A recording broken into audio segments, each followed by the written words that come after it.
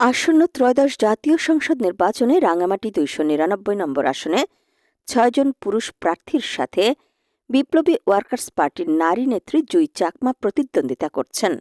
তিনি কৃষি পেশার সাথে জড়িত।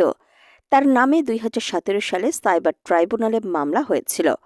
মামলা থেকে পরবর্তী সময়ে খারিজ পান।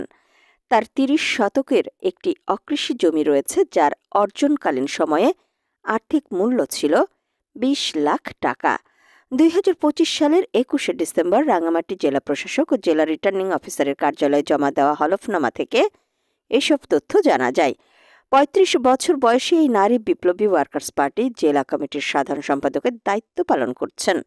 হলফনামায় উল্লেখ করেছেন তিনি উচ্চ মাধ্যমিক পাশ। তার স্বামীর নামে ৩ একর জায়গা রয়েছে। অর্জনকালীন সময়ে আর্থিক মূল্য ৩ কোটি টাকা। হলফনামা অনুযায়ী বিপ্লবী ওয়ার্কার্স পার্টির প্রার্থী জুই চাকমার আয়ের একমাত্র উৎস কৃষি। কৃষি থেকে তিনি বছরে ৬০,০০০ টাকা আয় করেন।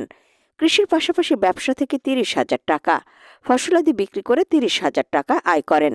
এছাড়াও স্থাবর সম্পত্তি থেকে তিনি বাড়ি ভাড়া পান ৩০,০০০ টাকা।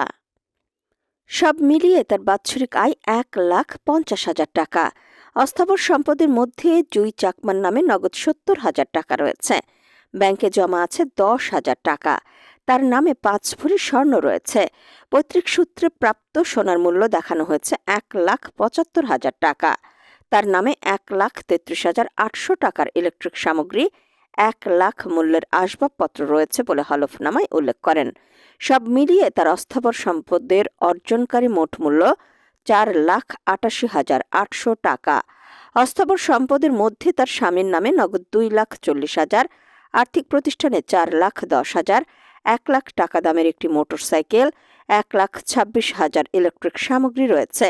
সব মিলিয়ে তার স্বামীর নামে অস্থাবর সম্পদের অর্জনকারী মোট মূল্য ৮,৭৬,০০০ টাকা।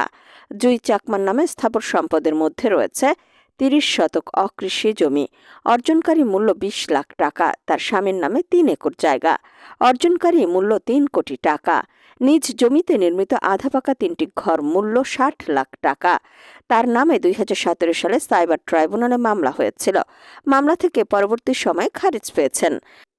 হলফনামা অনুযায়ী জুই চাকমা উল্লেখ করেছেন তিনি বছরে ১,৫০,০০০ টাকা আয় করেন।